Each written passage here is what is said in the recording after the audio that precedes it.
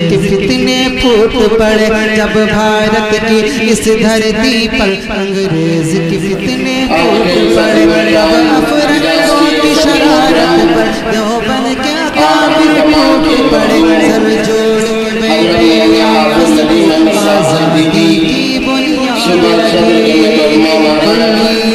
और इसी तरह स्टेज पर तशरीफ फरमा हमारे मुल्क की सीनत उलमाए किराम और महाराज और तमाम ही सामाईन,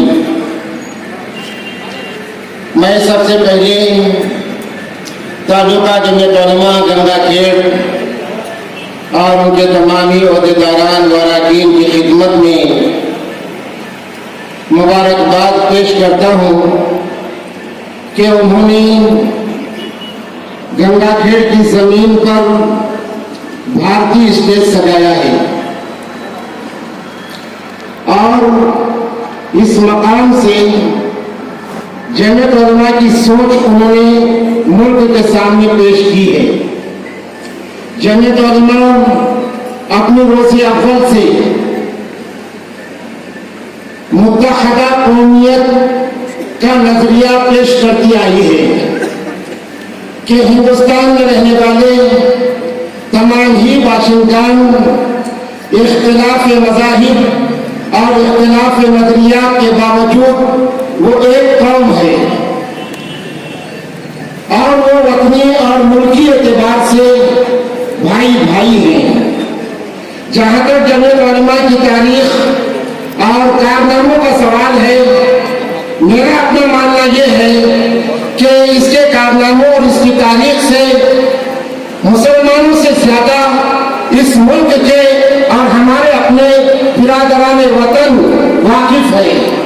इसलिए कि जमीयत उलमा मुल्क के सामने ये बात पेश करती है कि कहाँ नहीं है लहू हमारा, कि जब अंग्रेज साम्राज्य ने हमारे मुल्क की सेहत और सीनत को निशाना बनाने की कोशिश की और हमारे मुल्क की अखंडता और एकता को तोड़कर इस मुल्क पर राज करने का एक घनाना ख्वाब रचा था, उसके सामने सीना सिपर होने वाले और उसके सामने डटकर मुकाबला करने के लिए आने वाली जमात वो जमीयत उलमा हिंद है। जमीयत उलमा हिंद की तारीख 200 साल पर मुश्तमिल है और जमीयत उलमा ने हमेशा अपने मुल्क के वास्ते इस बात का ऐलान किया है कि हम मुल्क के लिए जान दे सकते हैं, हम मुल्क के लिए अपना सब कुछ कुर्बान कर सकते हैं, लेकिन मुल्क की एक इंच जमीन या मुल्क पर नाजायज उठने वाली नजर हम इसको बर्दाश्त नहीं कर सकते। 60,000 उलमाए किराम दाढ़ी और जुब्बे वालों ने अपनी जान का नजराना इस मिट्टी को आजाद करने के लिए जमीयत उलमा के स्टेज से और इस प्लेटफॉर्म से दिया है। 2 लाख मुसलमानों ने अपनी जान का नजराना इस मिट्टी को आजाद करने के लिए दिया है। तो इस मिट्टी पर नाजायज और नापाक उठने वाली नजर आज ये जमीयत उलमा और इस मुल्क के लोग कैसे बर्दाश्त कर सकते हैं?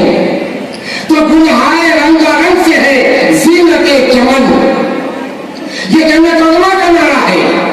गुलहार रंगारंग से है जीनत चमन, है ज़ौक़ इस चमन को ज़ेब है इख्तिलाफ से।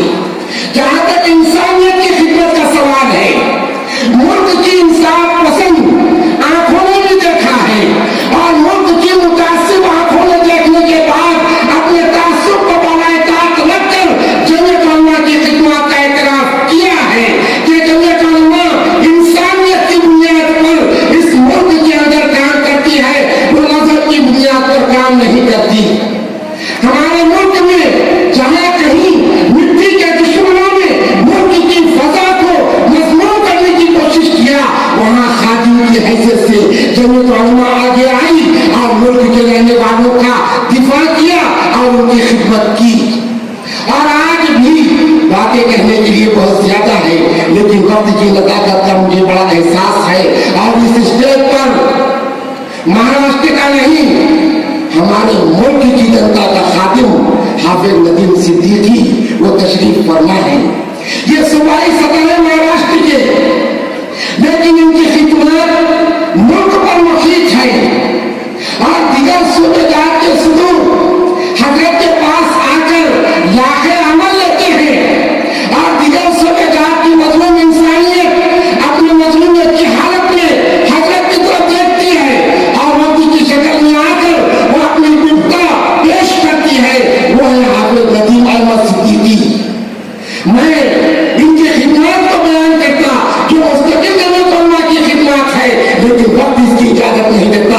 बस मैं हालात के तनाजुर में हमारा अर्थ बयान करूंगा।